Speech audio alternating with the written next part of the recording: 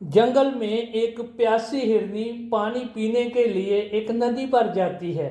और जैसे ही वो नदी पर जाती है, वो अपनी दहनी और देखती है तो उधर थोड़ी दूरी पर शेर बैठा हुआ है घात लगाकर।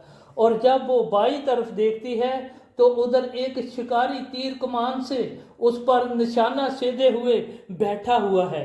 और हिरनी जब अपने पीछे की तरफ देखती है तो उसके पीछे भी आग लग चुकी है, ना जाने कैसे जंगल में भयानक आग है। और वो धीरे धीरे हिरनी की ओर बढ़ रही है और आगे नदी है और अभी उसके चारों ओर कोई रास्ता भागने का नहीं है।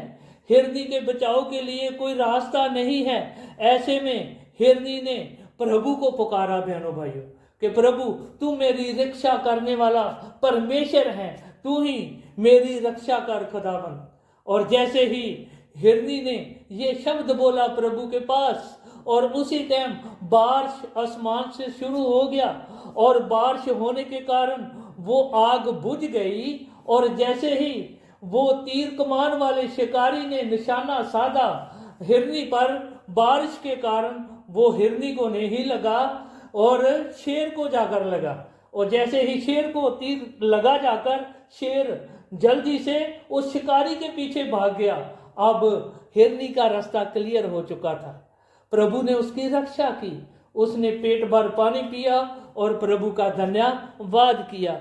और भाइयों बहनों, ऐसे ही इस परिस्थिति हम देखते हैं निर्गमन की किताब उसका 14 अध्याय में, जब प्रभु का जन मूसा इसराइलियों को मिस्र की गुलामी से निकालकर जंगल के रास्ते कनान देश को ले जा रहा था, तो जंगल में उनके आगे लाल समुद्र आ जाता है।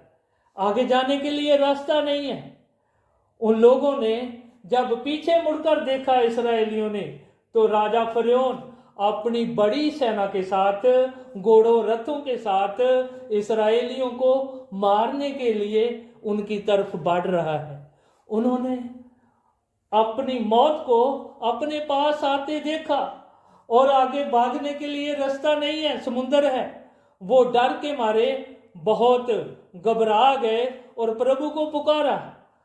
और खुदा के जन मूसा ने उसी टाइम, जब हम देखते हैं निर्गमन की किताब 14 अध्याय और उसका 13 आयत में लिखा है, मूसा ने लोगों से कहा, डरो मत, खड़े खड़े वह उद्धार का काम देखो जो आज यहोवा परमेश्वर तुम्हारे लिए करेगा, क्योंकि जिन मिस्रियों को तुम आज देख रहे हो उनको दोबारा कभी भी नहीं देखोगे।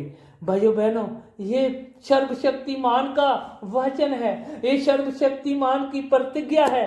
और भाइयों बहनों, जैसे ही मूसा ने अपनी लाठी समुद्र के ऊपर बढ़ाई और समुद्र 2 भाग हो गया इस्राएलियों के लिए, प्रभु ने उनके जाने के लिए रास्ता बना दिया और पूरे इस्राएली और सूखी भूमि के ऊपर से समुद्र के बीच में से समुद्र को पार कर गए। और जैसे मिस्रियों ने जाने के लिए वो रास्ता पकड़ा, तो समुद्र का पानी फिर से बहने लगा और फरौन की पूरी फौज समुद्र में डूबकर खत्म हो गई। और भाइयों बहनों, ये है हमारा परमेश्वर जो कहता है, तू मत डर, मैं तेरे संग हूं, मैं तेरे साथ हूं, मैं तेरे को कभी त्यागूंगा नहीं और कभी छोड़ूंगा नहीं।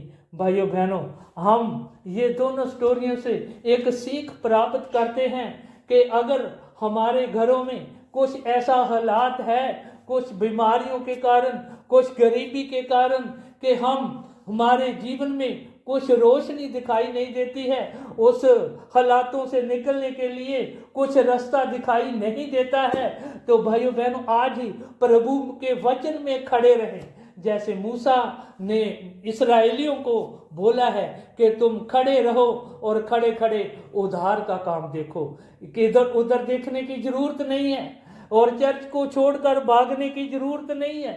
भाइयों बहनों, ऐसी परिस्थिति में बहुत सारे लोगों का प्रभु के ऊपर विश्वास कमती होने लगता है। हमें विश्वास को कमती होने नहीं देना है।